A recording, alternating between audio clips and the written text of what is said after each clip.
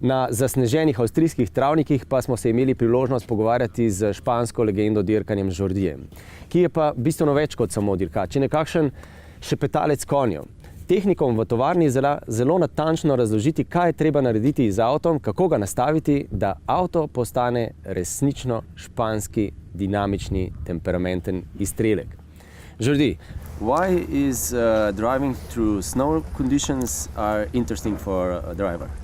It's important to drive in these very tricky conditions because you have to pay more attention to everything that happens. When you brake, you have to be more attentive to the braking forces you apply. When you turn the steering wheel, you have to be more precise with the angle of the steering wheel, not to avoid the car to slide too much. Or when you accelerate, it's very important to be smooth, to feel exactly if the tires are slipping. So these things happen more in the snow. So if you learn how to do it in the snow, when the asphalt is dry and there is more adherence, then everything is a bit easier. Would you say that, because when we speak about SEAT, there is automation, dynamic driving is crucial part. But would you say that drivers, when they drive dynamically through curves, are doing correctly or just cutting the curves that they have speed? Normally drivers, when they want to drive dynamically, tend to do a mistake, which is that tend to go into the corner too quick. When you get into the corner too quick, the inertia that the car has makes you really difficult to turn, difficult to steer, and difficult to keep the right line. It's very important to brake enough in order to have control when you steer, because the most important part of the corner is braking and turn for the first part. If you do that correctly, the rest you can be very fast and very safe. But if you do that not correctly, if you do mistake in this part, the rest of the corner is more dangerous and for sure slower as well. But how long would you say that you must push on the brake and still cornering, that the front tires have a grip? How long you push this in driving? When you drive in a dynamic drive, let's say not a racing drive, but also it's not that far when we go racing. It's very important that when we brake, we put the weight on the front. So imagine that you have your car, and normally it's 50% weight front to rear.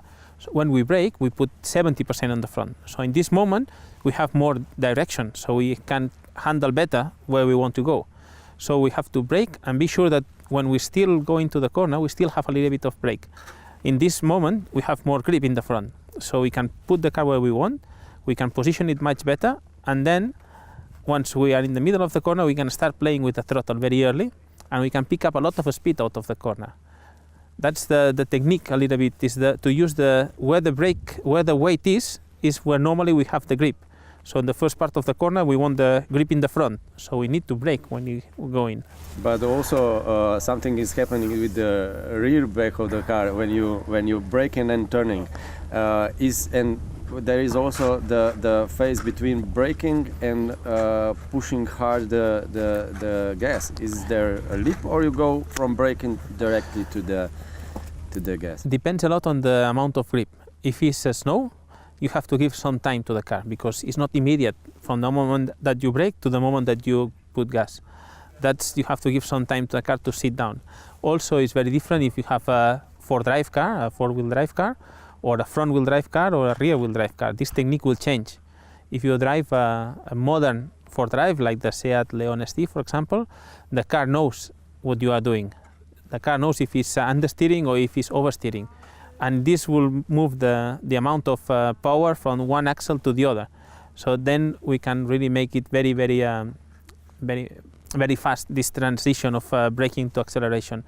If we drive a front-wheel drive car from many years ago with no traction control, with no brake distribution, then we have to be more careful, because if we brake really hard and we turn the steering wheel very quick, we can make oversteer, and then it's also dangerous. So depends if you drive a very modern car or a very old car. This technique changes also a little bit. So four-wheel drive and just front wheel or rear wheel. But from the point of how fast you can go out of the curve, there is a four-wheel drive much better. Much better, because the car will know. First of all, the power will be in four wheels, not only two. So this means that if we have, for example, 300 horsepower like the Leon, this 300 horsepower goes in 4 tires. If we only have 2 wheels pushing, this 300 goes into these 2 tires have to work a lot. That's the first thing. Second is that because of this modern 4-wheel drive that we have, the 4Drive in our car, the car knows if we are understeering or oversteering, and will try to help us to exit neutral. Neutral means more control, means more speed. So it's easier to have a dynamic ride when we have a 4Drive car. Would you say that is a general rule that you push harder on the pedal of the gas and you open the steering wheel? That you do simultaneously? You push faster than you go, you open that. Is this a general rule? That is a general rule. But if you are not only dynamic, if you are aggressive and extreme driving, then the technique may change a little bit. Because if you have a 4Drive car, sometimes if you want to slide, I know this is not in the roads, we don't like to, we don't have to go sideways. But when we overcome the limit of the car, then the technique may change. Then sometimes you need to use the front of the tires to traction and to keep the car to the inside of the corner. That's a very, let's say, advanced driving. But it can also happen, and it's good that everybody knows that technique when you go to extreme driving, when you want to drift with a 4-wheel drive car, is very different technique. It's different. Yes, but I don't suggest to do that in the open road.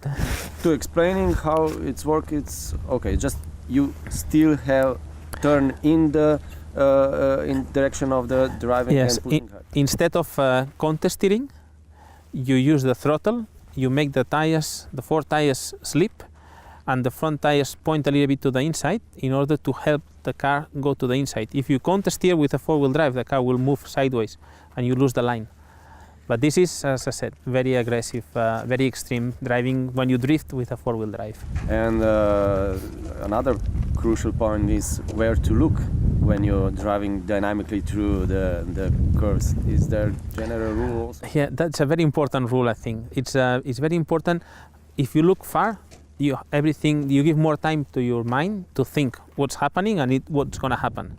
And on top of that, if you have a car that is understeering and you look at the fall, you will fall. If you look at the exit, you will work your way to get to the exit. Or the opposite, if you go sideways, again, if you look at the tree that is coming on this side, you will go to this tree. But if you go sideways and you look at the escape road on this, you tend to help yourself. It's very important. Normally, where you look is where you go. So that's why looking is so important when you are driving.